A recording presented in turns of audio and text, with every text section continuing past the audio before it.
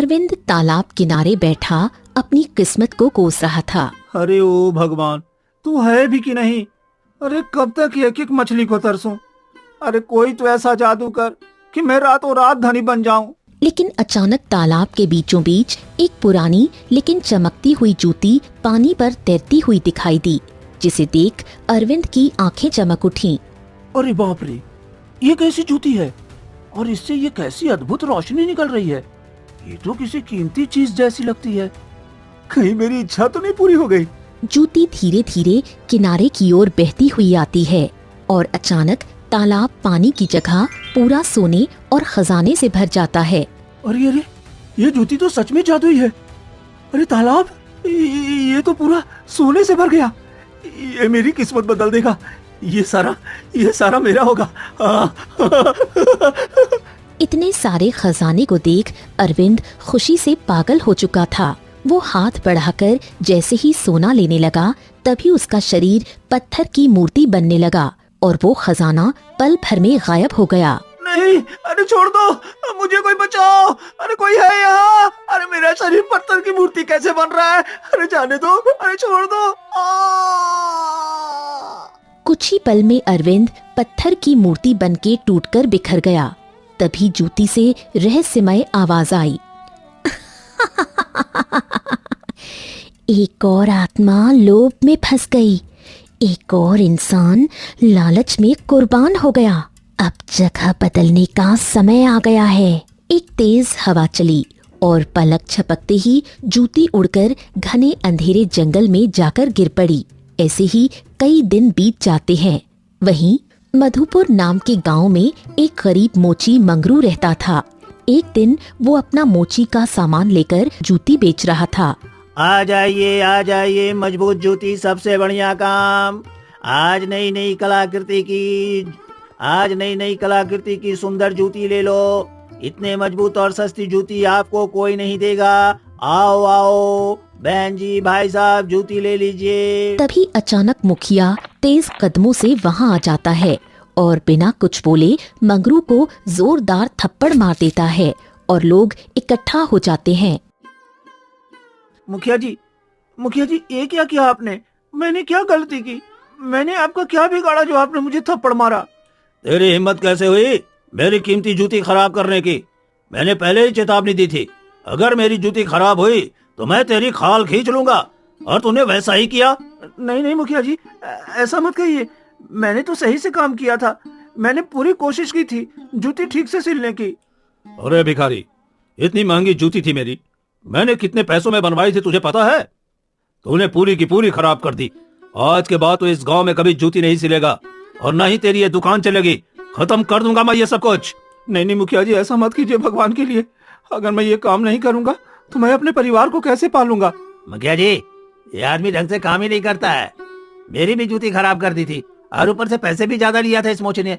मुखिया गुस्से से मंगरू का सारा सामान फेंकना शुरू कर देता है। अरे नहीं मुखिया जी, मत फेंकिए। मेरी मेहनत है, ये सब मेरी रोजी रोटी है। छोड़ दीजिए मुखिया जी, दया कीजिए। मंगरू रोता रहा, गिड़गिड़ाता रहा, लेकिन किसी ने उसकी तड़प नहीं सुनी। कोई उसकी मदद के लिए आगे नहीं आया। सुन लो सब लोग ध्यान से, इस आदमी से कोई भी जूती नहीं बनवाएगा और ना ही कोई इससे बात करेगा। जो भी इसके पास गया वो भी इस गांव से निकाल दिया जाएगा। सब गांव वाले चुप रहकर मुखिया की बातें सुनते हैं और गुस्से में मुखिया वहां से चला जाता है। अरे बेवकूफ मंगरू, तूने मुखिया से पंगा कैसे ले लिया है? अरे तू नहीं जानता है कि वो कितना सनकी है? अरे चलो यहाँ से, इसका नसीब ही फूट गया है। अगर मुखिया ने हमें इसके साथ बात करते देख लिया ना, तो हमारा भी गांव में रहना असंभव हो जाएगा। और सुन, तेरी पत्नी और मुखिया के बीच कितनी अच्छी दोस्ती है। जब घर जाएगा तब देखेगा, असली तूफान तो तब शुरू होगा। सब हंसते हुए चले जाते हैं और मंगरू फूट फूट कर रोता है।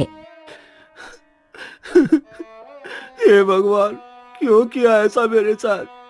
मैंने जिंदगी भर मेहनत की, किसी का दिल नहीं दुखाया, किसी को धोखा नहीं दिया, फिर ऐसा क्यों हो रहा है मेरे साथ? फिर मंगरू रोते रोते घने जंगलों की तरफ चला जाता है। हे ऊपर वाले, कुछ तो दया करो। घर पर पत्नी इज्जत नहीं करती है और अब गांव वाले भी इज्जत नहीं करेंगे। और एक दुकान थी, वही सहारा था, उसे भी तोड़ दिया गया। अब मैं कुछ भी नहीं, बस एक हारा हुआ आदमी हूँ। सिसकियों की आवाज जंगल में गूंज रही थी। तभी उसकी नजर सामने मिट्टी में आधी दबी सुनहरी चमकती जूती पर पड़ी। अरे ये कैसी जूती है, ये कैसी चमक है? क्या ये कोई अलौकिक चीज है? देखता हूँ। अचानक जूती से गहरी रहस्यमयी आवाज आती है। मंगरू, आजा मेरे पास, तेरी किस्मत अब करवट लेने वाली है। देख अपनी आंखों से ये खजाना तेरे इंतजार में पड़ा है। तभी उसके सामने ढेर सारा खजाना और सोने के सिक्के और सिक्कों का ढेर लग जाता है, जिसे देख मंगरू हैरान था। ये सब क्या है? ये सच है क्या? मैं फिर से इज्जत पा सकता हूँ? क्या मेरी बदनसीबी अब खत्म हो जाएगी? क्या ये खजाना सच में मेरे लिए है?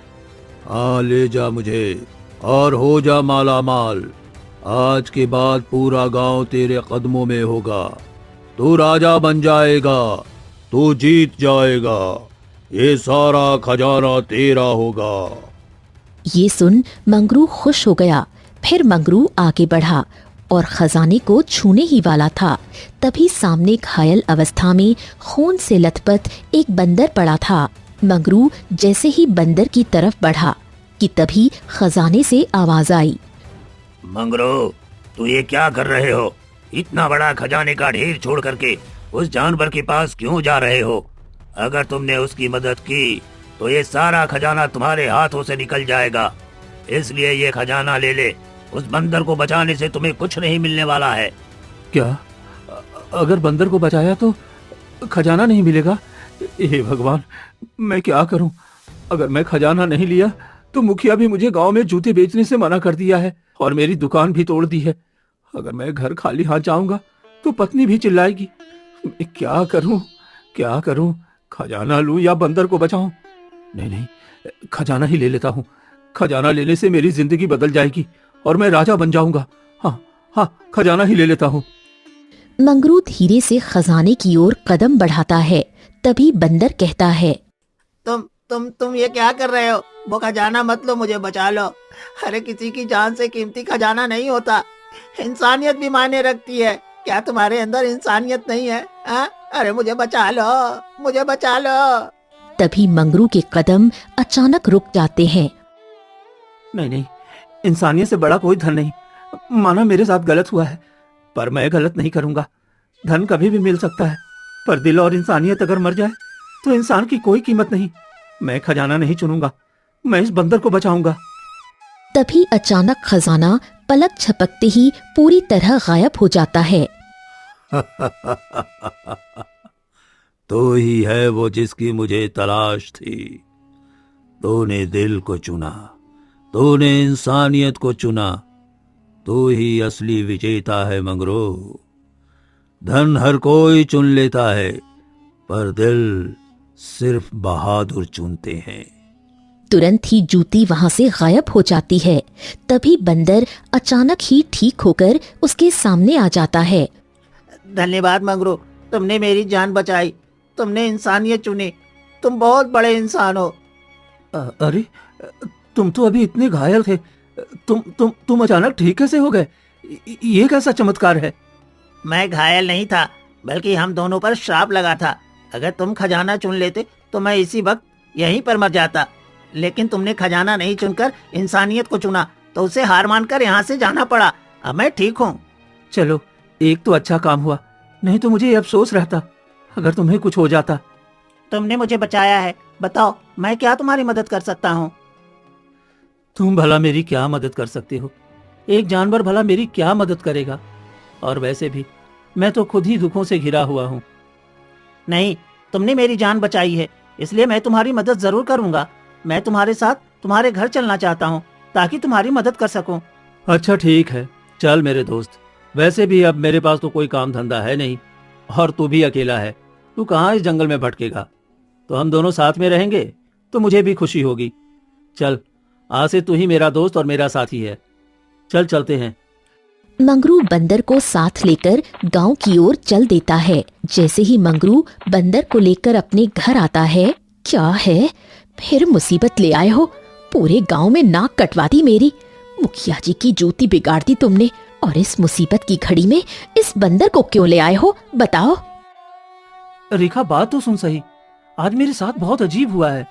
मैं जंगल में भटक गया था, मुझे वहां खजाने का ढेर दिखाई दिया। जाने कितना सोना कितना धन, बस उठाने ही वाला था कि ये जख्मी बंदर मेरे सामने गिर पड़ा और इसे बचाने में खजाना हाथ से चला गया। ये सुनकर रेखा अपना सर पीट लेती है। हे भगवान, मेरे तो कर्म फूट गए। ऐसा निकम्मा नालायक पति मेरे पल्ले बांध दिया तूने। अरे ये खजाना छोड़कर बंदर को उठा लाए। अरे मूर्ख कहीं का, खजाना ले आते तो हमारी जिंदगी अच्छे से कट जाती और ये गरीबी वाली जिंदगी से मुझे आजादी मिल जाती। रो मत रेखा, मैं इंसानियत छोड़कर धन कैसे चुन लेता। पूरी दुनिया छोड़ दूंगा पर इंसानियत नहीं छोड़ सकता। मेरे साथ गांव वालों ने भले ही गलत किया है, पर मैं गलत नहीं करूंगा। देखो, अगर ऐसा ही चलता रहा तो मैं एक दिन तुम्हें छोड़कर चली जाऊंगी और फिर कभी वापस नहीं आऊंगी। देखो, मेरी बात का बुरा मत मानो। मैं मेहनत करूंगा और तुम्हें वो सारा सुख दूंगा जो तुम चाहती हो। वो सुख मुझे कहाँ से दोगे ये बंदर लाकर? इसे घर से निकाल दो, ये हमारे साथ नहीं रह सकता, वरना मैं इसकी जान ले लूंगी। अरे तुम इस बंदर से क्यों गुस्सा होती हो? ये तो छोटा सा एक कोने में रहेगा। ये सब छोड़ो, मुझे भूख लगी है, कुछ खाने को दे दो। घर में कुछ नहीं है, राशन भी कई दिनों से खत्म है और तुम्हें खाने की पड़ी है। जाकर खाली पेट ही सो जाओ। रेखा गुस्से से घर में जाकर सो गई। दोस्त, बुरा मत मानना, रेखा को बोलने की आदत है, पर वो दिल की अच्छी है। अब चलो हम दोनों सो जाते हैं, सुबह उठकर खाने का कोई ना कोई बंदोबस्त कर लेंगे। मंगरू बंदर को लेकर सो जाता है। सुबह उठते ही तुम्हारी पत्नी कहीं दिखाई नहीं दे रही है। मंगरू उठो, कब तक सोओगे? मंगरू नींद से जग जाता है। अरे क्या हो गया दोस्त, वो यहीं कहीं होगी, पानी भरने गई होगी। अरे नहीं, मैं कब से तुम्हारी पत्नी को नहीं देखा। मुझे लगता है गुस्से में वो घर छोड़कर चली गई है। ये नहीं हो सकता, वो मुझसे बहुत प्रेम करती है। मैं अभी ढूंढता हूँ। इतने में ही दरवाजे के बाहर से मुखिया की आवाज आती है। अरे ये तो मुखिया की आवाज है। वो मेरे घर पर इतनी सुबह सुबह क्यों आया? जाकर देखता हूँ। चल दोस्त, चलते हैं। मंगरू और बंदर घर के बाहर आते हैं। तभी रेखा अपना हाथ मुखिया के हाथ में देकर खड़ी होती है, जिसे देख मंगरू के होश उड़ जाते हैं। ये तुम क्या कर रही हो रेखा? अपना हाथ तुमने मुखिया के हाथ में क्यों दिया है? देखो, आज से मेरा तुमसे कोई नाता नहीं। अब मैं तुम्हारे साथ नहीं रह सकती। एक नकारे आदमी के साथ जिंदगी नहीं काटनी है मुझे। देख मंगरू, गरीबी आदमी की इज्जत छीन लेती है। तेरी पत्नी भी तुझे ठुकरा रही है, और देख ये मेरे साथ खड़ी है। क्यों? क्योंकि मेरे पास धन है, धन। ये प्रेम वगैरह कुछ नहीं होता, मूर्ख मोची मंगरू। रेखा, मेरे साथ ऐसा मत कर, मेरा साथ मत छोड़। मैं तुझसे हाथ जोड़कर विनती करता हूँ, वापस आ जा। मैं तुझे दुख नहीं दूंगा। मुझे तुम्हारी दया नहीं चाहिए मंगरू। तुम खुद कंगाल हो, टूटे हुए किसी को सहारा क्या दोगे? अब मैं मुखिया जी के साथ रहूंगी। यही आज से मेरा सच्चा प्रेम है। मुखिया जी ने मुझसे वादा किया है कि वो मुझे धन और अपनी मर्जी से जिंदगी जीने देंगे, ना कि तुम्हारी तरह भिखारियों वाली जिंदगी। चल रेखा चल, गरीबों के रोने से मेरी सुबह खराब होती है। हम दोनों मजे से रहेंगे। तुम्हें कोई चीज की कमी नहीं होने दूंगा। अब चल मेरे साथ। इस भूखे नंगे आदमी से अब तेरा कोई नाता नहीं है। भगवान के लिए दया कर रेखा, मत जा, मैं तेरे हाथ जोड़ता हूँ। मंगरू खूब विनती करता है, पर रेखा हंसती हुई मुखिया के साथ चली जाती है। हे भगवान, सब खत्म हो गया। अब मेरे पास बचा ही क्या है? इज्जत भी गई, रोजगार भी गया, अब पत्नी भी चली गई। नहीं मंगरू, हार मत मानो। यदि वो चली गई तो समझ लो वो तुम्हारी थी ही नहीं। जिसकी नजर में धन बड़ा हो वो साथी कभी अपना नहीं होता। ऐसे ही 2 दिन बीत गए। मंगरू अभी भी मायूस बैठा था, भूखा प्यासा। कब तक ऐसे शोक मनाओगे? घर से बाहर तो निकलो साथी। कैसे उठूं, कैसे कमाऊं? अगर मैंने फिर से जूती बनाने का काम किया तो गांव वाले मुझे जान से मार देंगे। उन्होंने धमकी दी है। तो सीधा मत करना मंगरू, रूप बदल कर करो, पहचान छुपा कर करो। इतना धन कमाओ कि एक दिन पूरा गांव और वो दोनों तेरे सामने सिर झुकाएं। रूप बदल कर काम? पर जूती कैसे बनाऊं मैं तो हमेशा साधारण काम करता आया हूँ। बस एक बार कोशिश करो, अगर दिल साफ हो तो किस्मत खुद हाथ पकड़ लेती है। मैं तुम्हें जैसे जैसे बताता जाता हूँ, तुम बस वैसे वैसे जूती बनाते जाओ। फिर मंगरू ने काम शुरू किया और जैसे ही जूती बनानी शुरू की, अचानक उसके हाथों से इतनी सुंदर जूतियां बनने लगी कि वो खुद भी हैरान हो गया।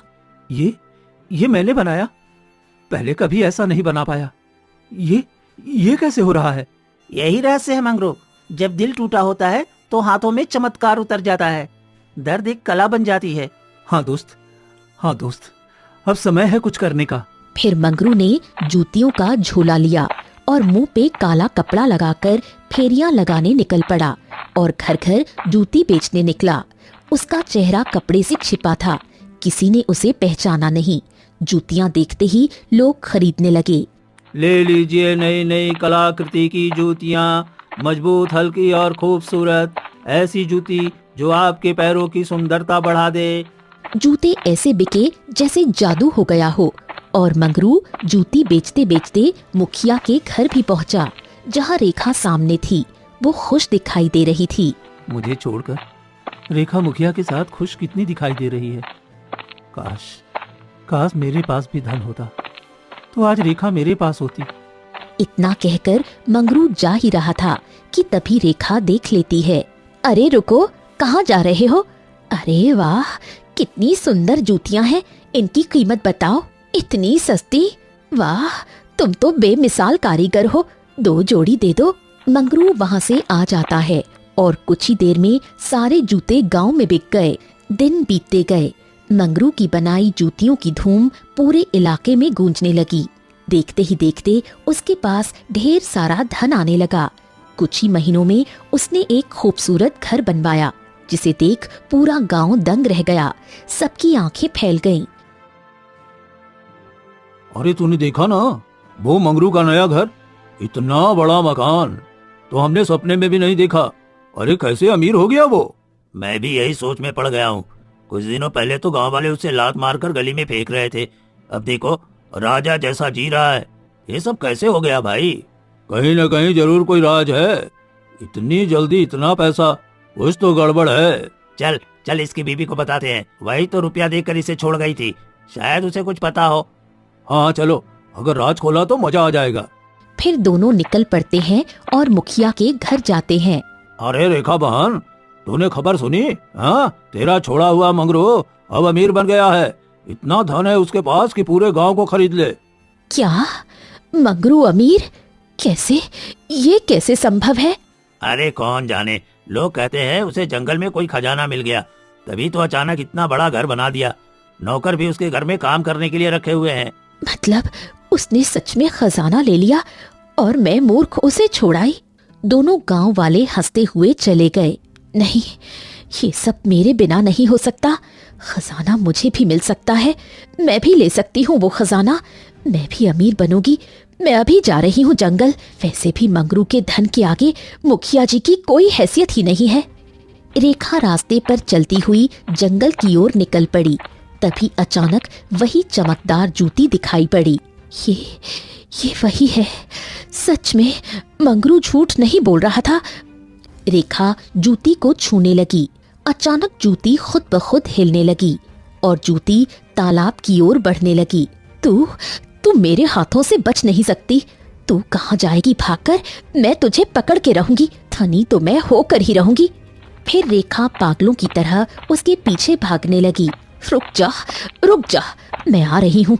मुझे खजाना चाहिए, मुझे अमीर बनना है। मैं सबको दिखाऊंगी मैं कौन हूँ। तभी जूती तालाब के किनारे जाकर रुक गई और तालाब का पानी अचानक सोने की तरह चमकने लगा और तालाब सोने से भर गया। ये तो सोना लग रहा है। ये सब मेरा हो सकता है। मेरी किस्मत आज मुस्कुरा रही है। हाँ, अब मुझे ना मुखिया की जरूरत और ना ही मंगरू की। इतना कहकर रेखा जैसे ही पानी को हाथ लगाती है कि तभी तेज रोशनी फैलती है और उसका शरीर पत्थर की मूर्ति बनने लगता है। बचाओ मुझे, कोई है? मेरा शरीर पत्थर की मूर्ति में कैसे बदल रहा है? हे भगवान, मैंने कुछ गलत तो नहीं कर दिया? मुझे खजाना नहीं चाहिए, मुझे छोड़ दो। लेकिन कुछ ही पलों में वो पत्थर की मूर्ति बनकर बिखर जाती है। लोभ का अंत यही होता है। अब अगला शिकार मेरा इंतजार करेगा। वहीं दूसरी तरफ फिर वही आधी रात होते ही बंदर उठ जाता है। अब वक्त आ गया है, मुझे यहाँ से जाना चाहिए। इतना कहकर बंदर वहाँ से जाने लगा कि तभी मंगरू उसे देख लेता है। आज ये बंदर आधी रात को चुपके से जंगल क्यों जा रहा है?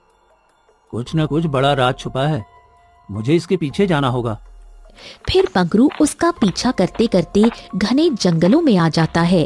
तभी बंदर अचानक उसी जगह जाकर रुका जहाँ रहस्यमयी जूती पड़ी थी। हे भगवान, ये तो वही जूती है, पर ये इसके पास क्यों आया है? क्या दोनों का कोई नाता है? मुझे ध्यान से सुनना होगा, दोनों क्या बातें कर रहे हैं। बंदर धीरे से आगे बढ़ा। सुन जूती, मैं फिर आ गया हूँ, अब बोलो आगे क्या करना है, मैं तैयार हूँ। सोच लो बंदर, तूने उस इंसान की किस्मत बदलने की कीमत चुनी है। अब तुझे अपना सब कुछ खोना पड़ेगा। ये रास्ता मौत से होकर गुजरता है। मैं जानता हूँ, पर मैं उसे अकेले नहीं छोड़ सकता। मैं उसका सच्चा साथी हूँ। मैं ये श्राप अपनी पूरी जिंदगी ढोऊंगा, चाहे दर्द कितना भी गहरा क्यों न हो। मंगरू ये सब सुनकर दंग रह गया और वो सामने आ गया। रुको, ये सब क्या है? कौन सा श्राप? क्या सच तुम मुझसे छुपा रहे हो? दोस्त, मुझे बताओ, मैं सच जानने का अधिकार रखता हूँ। अगर मैंने सच बताया तो मैं यहीं मर जाऊंगा, मेरी सांस रुक जाएगी, मैं कुछ नहीं बोल सकता, मुझे माफ कर दो। तो क्या मेरी अमीरी और मेरी किस्मत झूठ पर बनी है? क्या ये सब इस जूती का खेल है और तुम अपनी जिंदगी दांव पर लगाकर मेरे साथ चल रहे थे? मैंने सिर्फ तुम्हारी मदद की है। मैं चाहता था तुम दुख से निकलो, पर सच तुम इसी जूती से जान पाओगे। मैं सिर्फ तुम्हारे साथ हूँ। तभी जूती अचानक जोर से चमकी और जंगल कांप उठा। चलो मेरे साथ अगर हिम्मत है तो, पर याद रखना, आगे मौत खड़ी है। जो भी मेरे साथ आया वो कभी वापस नहीं लौटा। अपना फैसला सोच समझ कर करना। मैंने जिंदगी में बहुत दर्द सहा है, मौत से नहीं डरता। सच की कीमत जान देकर भी चुकाऊंगा। मेरा फैसला पक्का है। तो सुन, मेरे रास्ते का पहला नियम, तुम्हें मेरी दूसरी जोड़ी ढूंढनी होगी। वही श्राप को खोलेगी और इसी से सच खुल पाएगा। आगे का रास्ता तो खुद तय करेगा।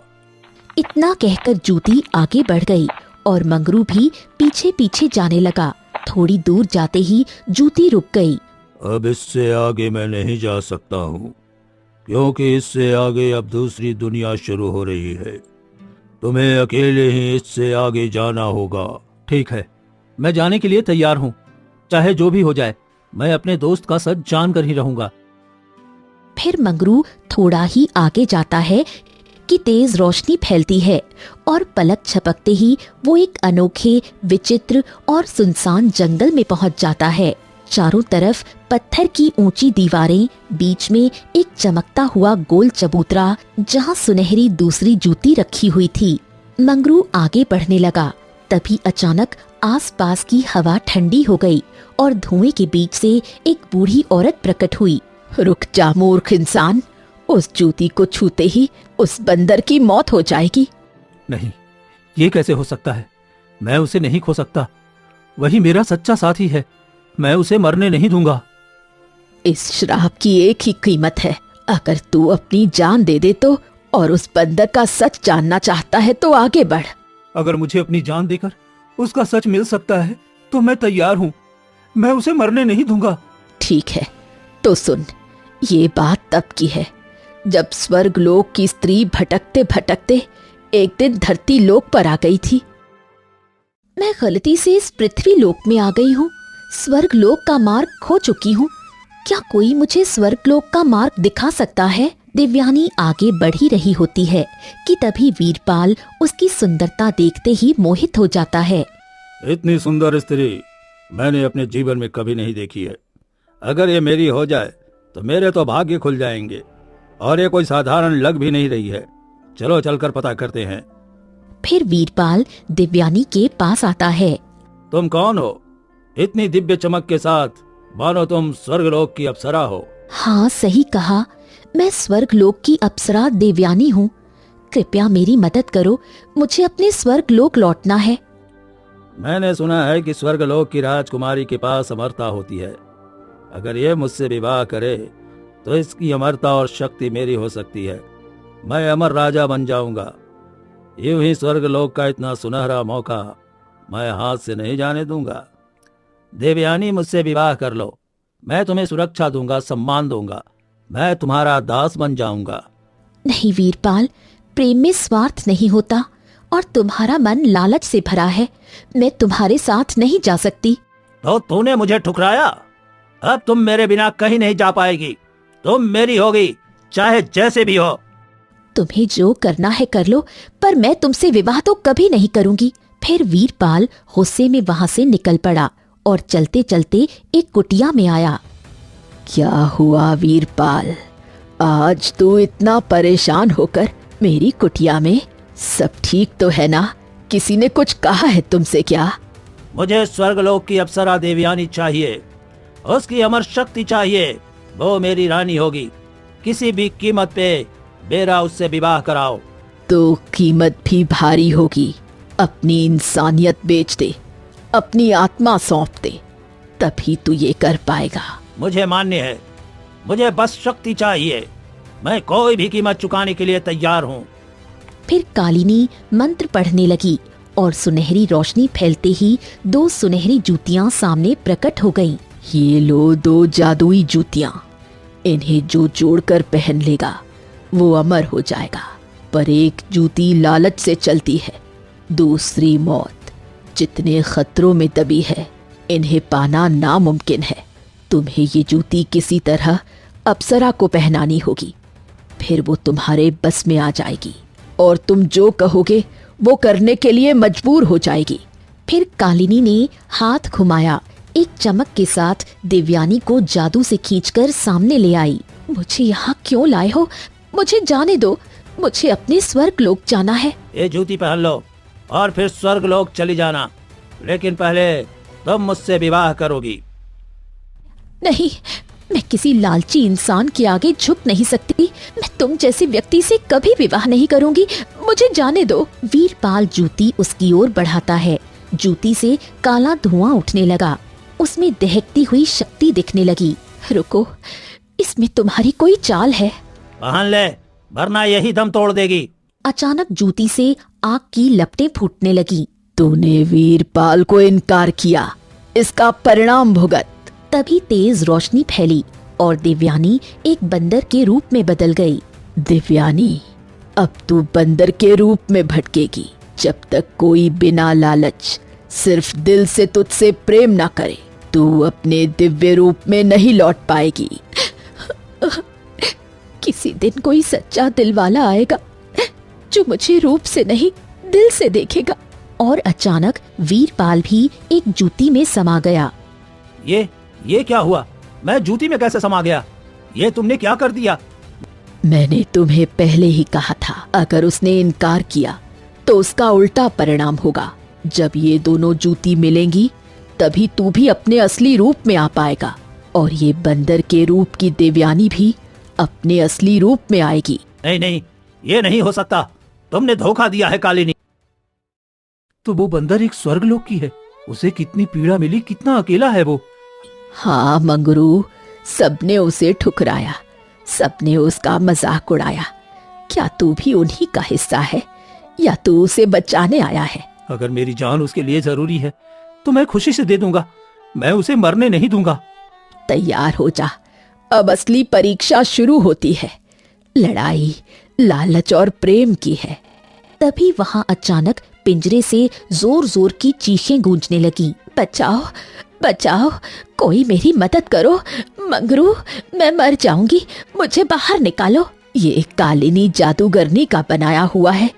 इसमें कैद इंसान की सांसें धीरे धीरे रुकती जाती हैं। अगर तूने देरी की तो तेरी जान चली जाएगी। मंगरू, मैंने बहुत गलतियां की हैं, मुझे माफ कर दो। मैं तुम्हें छोड़ कर गई, पर मेरी सजा इतनी बड़ी नहीं हो सकती। कृपया मुझे बचा लो, मैं अपनी गलती सुधारना चाहती हूँ। मैं धन के लालच में गई और उस जूती की वजह से यहाँ कैद हो गई। रेखा, मैं तुम्हें बचाऊंगा, चाहे कुछ भी हो जाए। लेकिन अब मेरे जीवन का रास्ता बदल चुका है। मैं वापस नहीं लौट सकता हूँ। पिंजरे का ताला सिर्फ उसी से टूटेगा जिसने अपने लालच और मोह को हराया हो। ज्योति को छू और अपनी सच्चाई साबित कर। मंगरू ज्योति को सीने से लगाता है। तभी तेज चमक होती है, जादुई पिंजरा टूट जाता है और रेखा आजाद होकर गिर जाती है। मंगरू, मैंने जो किया था वो पाप था, पर मैं बदल गई हूँ। मैं तुम्हें नहीं खोना चाहती। अब मैं समझ गई हूँ, तुमसे अच्छा इंसान मुझे मिल ही नहीं सकता। रेखा, तुम्हें आजादी मिल गई। अब तुम्हें वापसी का नहीं, समझ का रास्ता चुनना होगा। मेरा रास्ता अब देवयानी के लिए है और मैं उससे किया वादा पूरा करूंगा। रेखा फूट फूट कर रोती है, लेकिन मंगरू दृढ़ निश्चय के साथ दूसरी जूती उठाता है। मंगरू दोनों जूतियां एक दूसरे से मिलाता है। तभी वीरपाल जूती से मुक्त हो जाता है और बंदर के रूप की देवयानी पुनः अपने असली रूप में आ जाती है। मंगरू, इस रोशनी ने आज मेरा अभिशाप तोड़ दिया। मैं ही वो इंसान हूँ जिसने शक्ति पाने के लालच में देवयानी को विवाह के लिए विवश किया था और उसे स्वर्गलोक से गिराकर श्रापित कर दिया। मैंने बहुत बड़ा पाप किया है देवयानी, मुझे क्षमा कर दो। तुमने मेरा जीवन तोड़ा था, मेरी दुनिया छीन ली थी, पर आज किसी की सच्चाई ने मुझे मेरा जीवन वापस दिया है। मैं तुम्हें क्षमा करती हूँ। तुम्हें अपने पाप का दंड इस धरती पर काटना होगा। वीरपाल घुटनों में गिर जाता है और देवयानी से माफी मांगने लगता है। मंगरू, तुमने मेरे लिए अपना जीवन संकट में डाल दिया था। मुझे अधिकार नहीं कि मैं तुमसे कुछ मांगू, पर क्या तुम मुझसे विवाह करोगे? क्योंकि इतने दिनों से तुम्हारे साथ रहकर मुझे सच में तुमसे प्रेम हो गया है। देवयानी, तुम्हारे लिए मेरा हर बलिदान छोटा है। हाँ, मैं तुमसे विवाह करूंगा। मैं तुम्हारे साथ चलूंगा जहां भी तुम जाओगी। नहीं, मेरा स्थान अब स्वर्ग लोक में नहीं। मैं वो संसार छोड़ चुकी हूँ। मैं यही तुम्हारे गांव में तुम्हारी पत्नी बनकर रहूंगी। यही मेरा स्वर्ग है। ये मेरे लिए बहुत खुशी की बात है। मैं भी आपको खुशी खुशी अपनी पत्नी के रूप में अपना लेता हूँ। मंगरू एक दूसरे का हाथ पकड़कर गांव आ जाते हैं। ये तो स्वर्ग की कोई अप्सरा है। ये मंगरू के साथ क्या कर रही है? अरे ये कैसे हुआ? मंगरू, जरा हमें भी बताओ। ये मेरी पत्नी है और आज के बाद ये मेरे साथ ही रहेगी। अरे देखो देखो, रेखा छोड़कर गई तो साक्षात स्वर्ग की अप्सरा मिल गई। इसकी किस्मत तो धनी किस्मत है भाई। सभी गांव वाले मंगरू और देवयानी की तारीफ करने लगते हैं। वहीं दूर खड़ी रेखा ये दृश्य देख रही थी। आज समझ आया कि मैंने क्या खोया है। जिसको मैंने ठुकराया वो दूसरी स्त्री का सिंदूर बन गया है। मेरी किस्मत सच में अंधेरी थी और मंगरू ने रोशनी पाली। रेखा रोते रोते भीड़ में खो गई। मंगरू और देवयानी ने विवाह कर लिया और विवाह के बाद वो खुशी पूर्वक जीवन बिताने लगे।